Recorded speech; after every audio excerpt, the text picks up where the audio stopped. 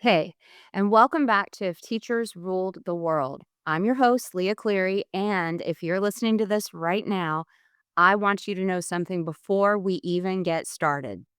You made it. You made it to the last week of school. And I don't mean that in a cute motivational poster sort of way. I mean that in a very real, very tired, slightly delirious way that only teachers at the end of May actually understand. You're here. You're still standing.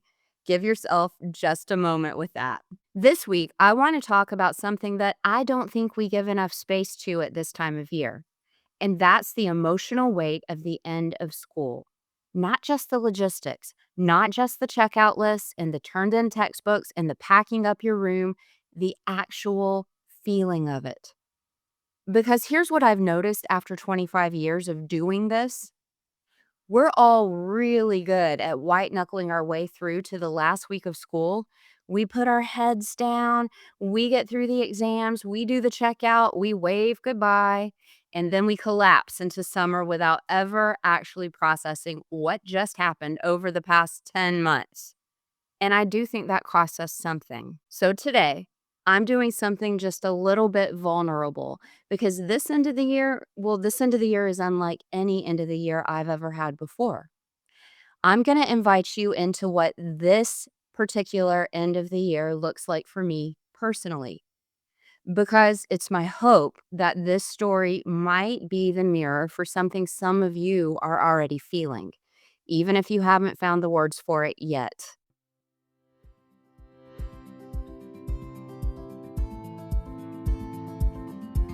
Hey there, fellow educators, and honestly, anyone who's ever wondered what would happen if we actually listened to teachers for once. I'm Leah Cleary, and this is If Teachers Ruled the World. After 25 years in the classroom, I've learned that teaching isn't really about having all the answers. It's about being brave enough to ask the right questions, and maybe, just maybe, admitting when we have no idea what we're doing, which, let's be honest, happens more often than we'd like to admit. So grab your coffee or whatever, and let's talk about the real stuff, the messy, imperfect, sometimes beautiful reality of what it's like to shape young minds while trying to keep our own sanity intact. Because if we're going to change the world, we might as well be honest about what that actually looks like. All right, let's dive in.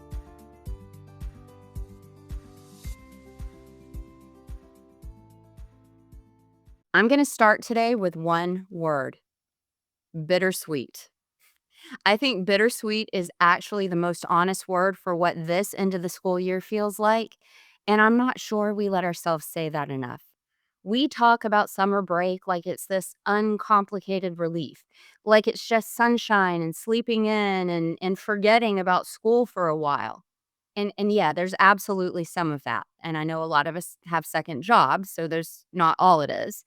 But I'm not going to pretend like that's all it is for any of us. If you've spent a year genuinely invested in your students, if you've built something real in your classroom, then the end of the year also carries a grief with it. I think we need to call it that: grief, because you are saying goodbye to kids who matter to you. You're also closing a chapter that you can't get back to. And even when you're exhausted, even when you're counting down the days, which we all are exhausted and we all are counting down the days, that loss is very real. So, if you're feeling a little bit like that this week, maybe a little hollowed out, even as you're relieved, I want you to know this: it's not a weakness. That's what happens when you actually showed up for your students. That, my friends, is the cost of caring. Now I'm going to tell you where I am right now, because this end of the year is definitely different for me. I resigned. I turned in my resignation at my current school, and I'm making a transition. Next year, I'm going to be teaching seventh grade English language arts at a school that is right down the street from my house. And before you say anything, yes, I know what that sounds like on paper. I've been a department chair. I've been teaching AP World History. I've been teaching IB, Theory of Knowledge. I've spent the better part of 2 decades in social studies. And now I'm going to be teaching 7th graders how to write paragraphs and analyze a novel. And here's what I want to tell you about that. I am genuinely, deeply excited. But I also want to tell you about the other feelings because they're all true at the same time. I'm really gonna miss my school. I love my current school. I love the students I've taught there. They're the best part of the school. But when I told my classes I was leaving, they were so sweet. The kind of sweet that makes you wonder just for a second if maybe you're making a huge mistake. They got together, they gave me a card, they gave me a sweet gift that I'm absolutely going to treasure, and I am going to miss those kids so much. I'm going to miss my colleagues in the social studies department. We've built something fantastic together. I'm very, very proud of our department, and I'm truly going to miss being department chair. I'm going to miss the work we've done in AP, and I'm going to miss IB. And yet I know this is the right decision. But all of those other things are completely true. Here's what I want to be really honest with you about, because I think this is the part that might actually matter for you today. I wish someone had given me permission years ago to think about myself first. And when I think about myself first, that means that I'm also thinking about my family, not instead of my students, not as some kind of abandonment of my calling, but just as a fact. My family comes first. And for a long time, I was not living like that was true. The school where I've been teaching is not close to my house. My commute takes time, it takes energy, it takes part of my day that I could be spending differently. My parents are getting older. See, my dad got sick. I've written all about that on my blog. I will link to that post in the show notes. But my mom fractured her hip while he was in the hospital. And when I looked at what the next chapter of my life actually needed to look like, I realized I had been making a particular decision with my career by default, not actively choosing to stay, just never making a move to change it. And I think a lot of teachers live our lives like that. Not burned out exactly, maybe burned out at times because that does happen. Not broken, just in a default setting. Showing up, doing good work, telling yourself this is all fine. This is what the job is. This is what commitment looks like. And you never stop to ask, is this actually working for my life? I probably would have stayed put indefinitely if my circumstances hadn't forced me to look up and actually examine my choices. And that realization was just a little bit uncomfortable because I'd been teaching other people's kids to think critically, to question assumptions, to examine evidence, to draw conclusions. And I was not doing that about my own life and my own career. So I want to ask you something, and I want you to sit with it for a second. Not answer it right now. Just sit with it. Are you actively choosing where you are? Or are you just there because you've always been there? It took my parents getting sick for me to realize that. But you don't need a major life event to look at that. Here's what I keep coming back to, and it's the thing that actually gives me peace about this transition. I started my career teaching middle school English language arts. And now, 25 years later, after 2 decades in social studies, after AP and IB and department chair and all of it, I'm going back to middle school English language arts. A bookend on paper. That looks like going backwards. That looks like stepping down. That looks like giving something up. The professional culture of teaching, but really of anything, is obsessed with the idea of constantly moving forward, moving up, more responsibility, more leadership, more AP, more of whatever signals you're progressing, advancing, growing. But here's what I've come to believe: up and forward is not always the right direction. Sometimes the right move is the one that gives you your life back. Sometimes it's smaller. Sometimes it's closer to home. Sometimes it's the thing that lets you be there for the people who need you most and lets you put together a jigsaw puzzle on a Sunday afternoon without feeling guilty about the stack of essays waiting on your desk. I chose that and I'm at peace with it. And I'll tell you something else.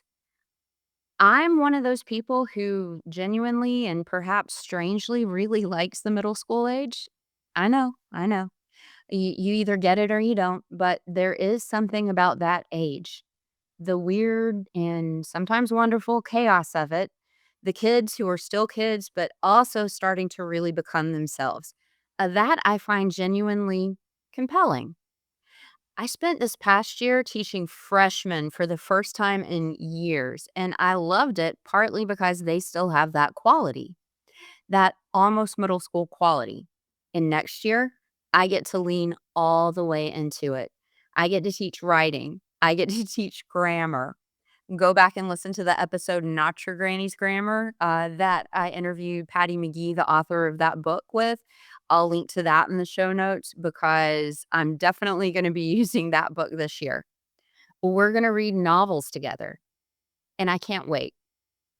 This is not a consolation prize. This is not a step backwards.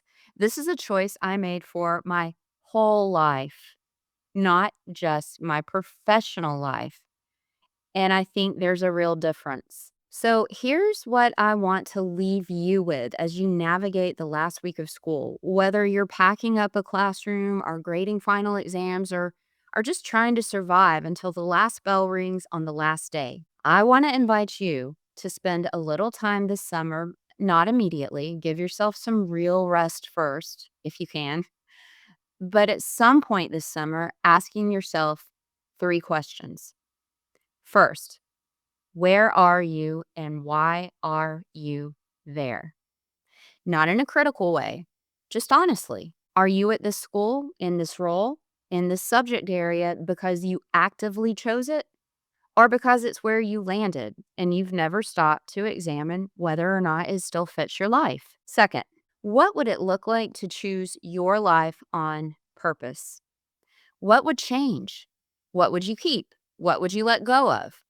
What would a career that works for your whole life actually look like? Not just your professional life, but your actual life, you, your family.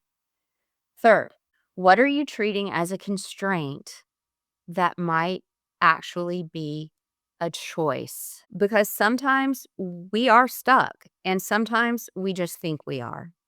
And sometimes the thing we believe we have to do is actually just something we've never questioned. We need to understand the difference and look at our lives honestly. So I'm going to repeat those questions. All right. The first question is, where are you and why are you there?